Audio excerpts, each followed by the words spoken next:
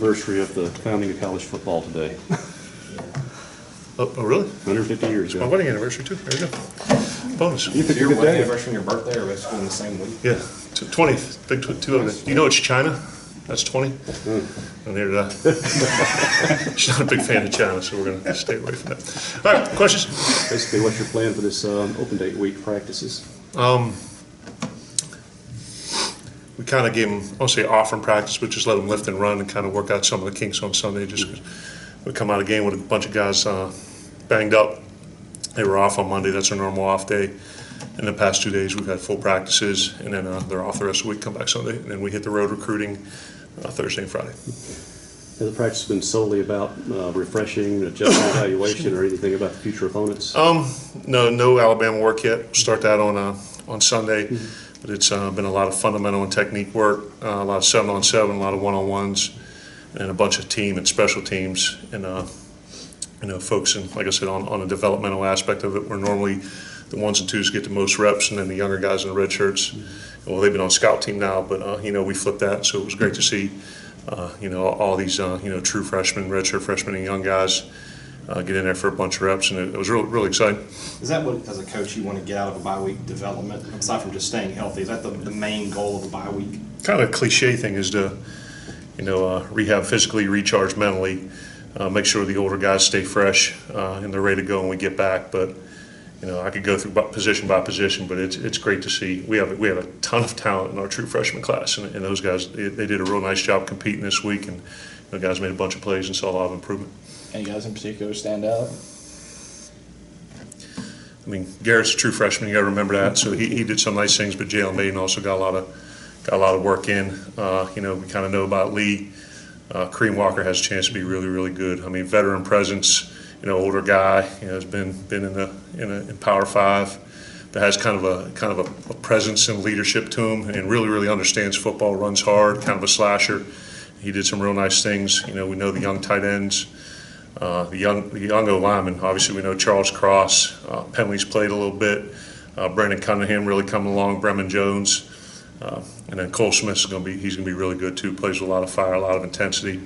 DeMonte, Jack Harris, we know about Nathan Pickering, Colin Duncan, Dylan Lawrence, thing 1 and thing 2, we know about the corners, so I mean, and that's not even going into the redshirt freshmen. So it was really good to see those guys, and I think there's a lot of talent there.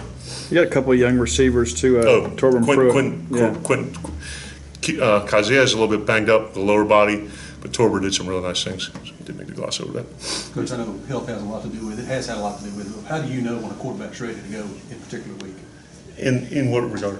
Just ready to go to maybe start a game. No, from a health standpoint or just preparation standpoint? Preparation. Yeah, and normally you get into that kind of Thursday practice, and that's a kind of a review of what you've done Monday or Tuesday and Wednesday, which is first and second down, and then third down, and then red zone.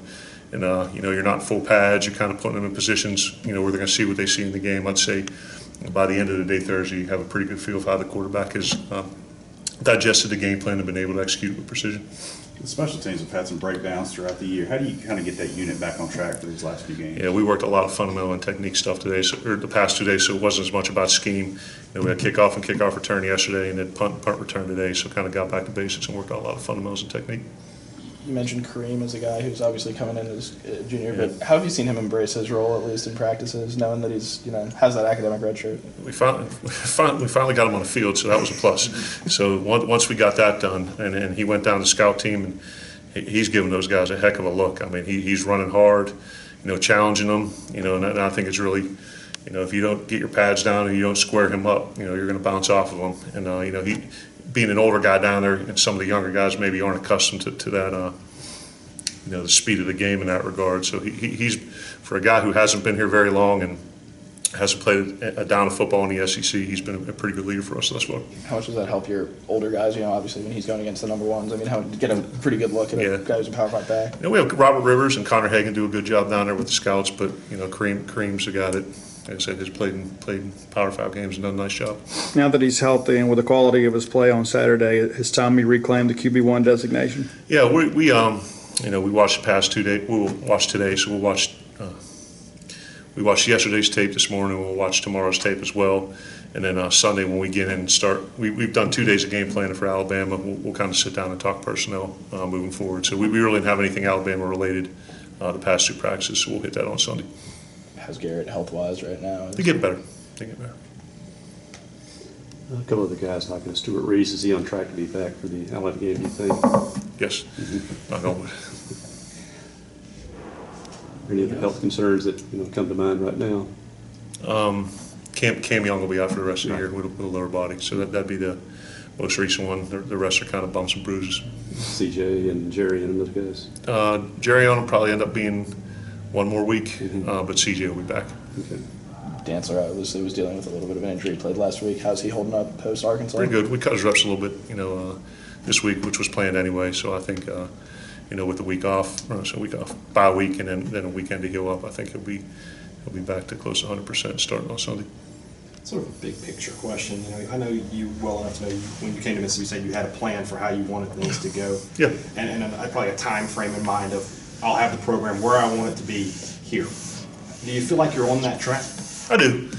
I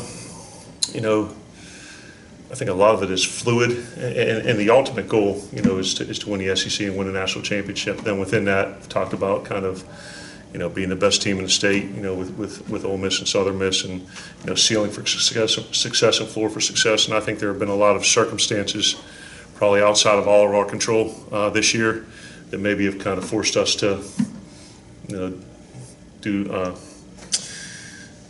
kind of work around some issues and be a little more strategic in our plan, I guess, so to speak. But from an overall standpoint, you'd obviously like to win every game and be undefeated. But I think from a big picture perspective, that we're heading where we need to go. You mentioned you'll be recruiting this weekend. Will you take time to watch the Bama LSU game? Mm-hmm. I got Armstrong Middle School hoops at 9 and 1. So after that, we'll be freed up. So it'll be football the rest of the day. Kind of touching on the big jamboree at the middle school if you guys are around. You mentioned sort of dealing with sort of the outside circumstances. How has that sort of tested you as a coach, and what's that been like from a coaching perspective and just dealing with all of that? Yeah, second time sitting in the big seat, and certainly this time at a higher level. And my experience at Penn State and UConn and Akron, which was 1A football. That the one thing you talk to other coaches and try to bend their ear and gain wisdom and insight is that there's never a spot in the manual for some of the things that pop up and you're not prepared for. So you try to flip through your head coach manual that you use, and there's just some things in there that aren't in the table of contents. So I think that's the most challenging part, and part of the thing that keeps it, I guess, interesting, so to speak, is that there's always going to be something that you're not prepared for, and I think we've done a pretty good job adjusting to it. It's one of those things that coaches always say, you control what you can control. Has this been a control the great example controllable? of that? Yeah. I think we've done a good job of that. I think we've also done a good job reacting to and making a plan for the things that have been out of our control a little bit. Besides the taking a few days off for the players and all that, is there a different air now coming off that win at Arkansas? A little bit. I don't want to say more pep in our step, but you get to name the scout team players of the week, the players of the week. You get your helmet stickers and things like that. So the team meetings on Sunday following the win are always a little more energetic. Play celebration by calling the gang, get the guys. Everyone stands up, shakes each other's hand, congratulates on the win. So, but I would say from a focus and a preparation standpoint, I do want guy once told me never too high, never too low. That you want to kind of keep that level of consistency in your approach. Whether you've won or you've lost a game. You mentioned this being the second time you sat in the big seat. Yeah. At Fordham, obviously, you didn't have as much of a national presence or spotlight, if you will. Despite being in a Big Apple, which is right. Yeah. Here, it's a different story, especially this year with some of the shows you've been on and some of the exposure, attention that you've gotten. What have you learned about yourself through all of that? Learn about myself. I think more than anything, and I say to the kids all the time, tough times don't test character, they reveal it. And I think when you start becoming reactionary or changing who you are or what you do based on the circumstance, that people can see through it. And I think, through some of the ups and downs and some of the losses and some of the wins, our kids have seen that myself and our staff and the plan and the approaches remain consistent. So I'd say that'd probably be the biggest thing that I've learned from this season. Kind of with that, with the way the season's lined up in the bye week, you kind of get a a little bit of a respite going into those last 3 games and needing those 2 wins to bowl eligibility. How much do you feel like the bye week comes at the right time, at least right now, with sort of the rest of the season still ahead of you? Or Yeah, it was almost split in thirds, I guess. So I think it was a good time, coming off a win, and particularly with, not worried about the Abilene Christian or Ole Miss or anything when you got you're staring down Alabama. So we're heading into that week. I guess it was a kind of a good setup schedule-wise, because obviously they're going to necessitate all of our attention. How excited are you to be back home for the final 3 games? Another 28 days, I guess. It's great, and I know our kids love being home. I love being home, and it's a atmosphere and a setting that is unique in college football, and I think provides us an unbelievable, home field advantage. And our fans are tremendous, and I know it's something that really energizes our kids on game day.